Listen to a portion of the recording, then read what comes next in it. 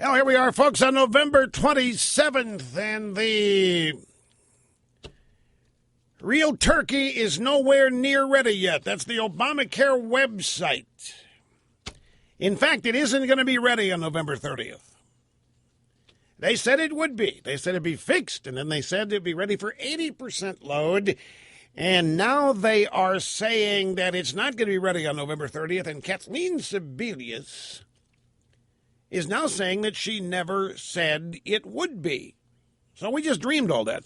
It's kind of like Mark Halperin of Time magazine. One of these guys that goes on campaigns with candidates, gets a lot of information, and saves it all for a book after the election. He learns things that could have impact on elections, but he saves them. And then he publishes them with his buddy John Heilemann in books that follow the election. And Mark Halperin was on with Steve Malzberg the other day at NewsMaxRadio.com, in which he said that Obamacare has death panels. And there are people that are going to determine who gets treated and who doesn't, that there will be rationing. And everybody picked up on that because, of course, the regime has been denying from day one that there were death panels, and Sarah Palin, of course, coined the phrase. So now Halperin is saying, no, I never said that. I never said death panels. I never said that. But he did. And he clearly implied it. And he's a highly reputed journalist within the realm of reputed journalists. Now, we all heard the regime say their website was going to be ready on November 30th. We all heard it. We heard Sebelius say it. We heard Obama say it after he said he didn't know it wasn't working.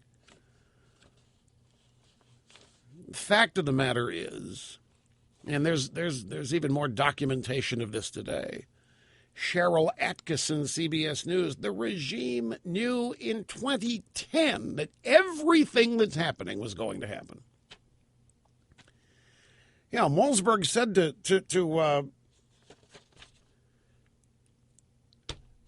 Halperin, he said, okay, so you believe there will be rationing, a.k.a. death panels. And Halperin said, yeah, it's built into the plan.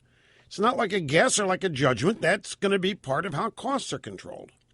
Well, we've all known this from the beginning. It's right in the plan for anybody that's read it. And Obama even admitted it. If you recall that woman at the ABC primetime special from the White House who stood up and asked the president if it'd be okay for her mom to get a pacemaker or a hearing aid or some such thing. She's 100 years old.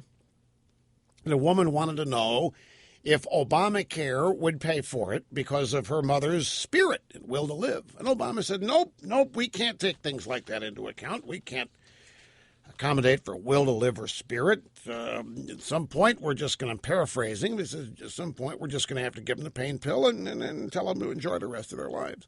I've said this over and over. I was literally stunned that in the United States of America, a citizen was even asking anybody in government, but much less the president, if her mother would be treated medically. A citizen of the United States was actually asking the president if her mother would get a pacemaker at 100 years of age under Obama's plan. I don't care what, folks. No president ought to ever be involved in that kind of a family decision. The government's got no business being there, but boy, there was Obama just eager as he could be to say, nope, can't take that into account. Will to live, spirit, too nebulous, too hard to measure. We'll just give him the pain pill. What he meant was we can't afford to give 100-year-old people pacemakers, and that's the death panel. That's the rationing. And it clearly is there. And there's this board called the IPAB. And it's a bunch of people assigned by the Health Care Act to actually make these decisions. So after confirming, death panels, it's built into the plan. It's not like a guess or like a judgment. That's going to be part of how costs are controlled. Now, Halpern knew this when the bill was being debated. This is my point. All these people in the media knew this. This is one of the many ways they shielded Obama from any vetting or any scrutiny or his bill. They knew. Don't doubt me on this, folks. The media knew all this stuff is happening now.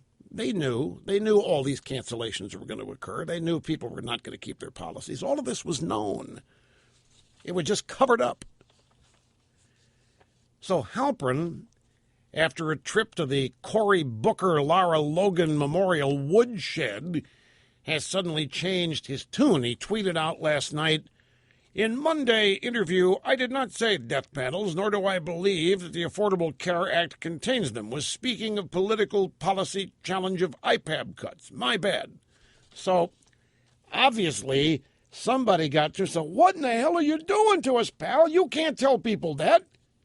And he did a 180, just like Sebelius. We all heard November 30th, website fixed. Nope. Not going to be. But that's okay, folks, because the regime is now warning people not to go to the website. I kid you not. They are telling their foot soldiers not to send people to healthcare.gov because it's going to get too crowded and it'll crash again. And never mind, they've spent over $1 billion in advertising trying to get people to go to the website. They spent $600 million in 3 years. Do you realize, folks, in the same amount of time, and I'm not making this up, in the same amount of time, this administration was unable, with $600+ million to get a website up and running. Back in the 1940s, this country defeated Germany and defeated Japan and was victorious in World War II. The same amount of time that it took this country in the 40s to win World War II in the Pacific and the European theaters. Today, same amount of time, this government can't even build a website. That is not insignificant.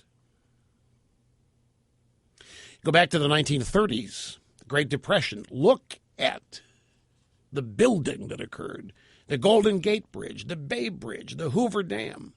Today, the same amount of time all those bridges were built, we haven't finished the environmental impact study of whatever it is somebody wants to build somewhere. We've handcuffed ourselves with overbearing government regulations at all levels, federal, state, local. It's a crying shame. But now, after telling everybody it's going to be fixed November 30th, after spending over $1 billion advertising people to get there, now Obama is telling his foot soldiers to tell people not to go to the website because it's not ready and too many people will crash it. You're talking about sending a mixed message. Messaging was supposed to be the one thing that this regime was good at. Remember the Yogi Berra quote about a restaurant? No, nobody goes there. It's too crowded. And the Obamacare website, nobody goes there. It's too crowded. Well, if nobody goes there, why is it crowded? I love Yogi Berra. I met Yogi Berra once at a golf tournament in an elevator. He was great. Yogi Berra was, I think it was at the Bob Hope Chrysler Classic that I met Yogi Berra. And he was everything that you would want him to be. He was great. Some of these yogi-isms, and they're true, by the way. They're legit. They're not manufactured for him by a PR firm. Anyway, nobody's signing up for Obamacare because the website's too crowded. So the White House has come up with a solution for the crowds. They're going to make people wait in line. They're essentially going to ask people to take a number at healthcare.gov, which they are expert at having people wait in line. Post office, DMV, they know exactly how to make people wait in line.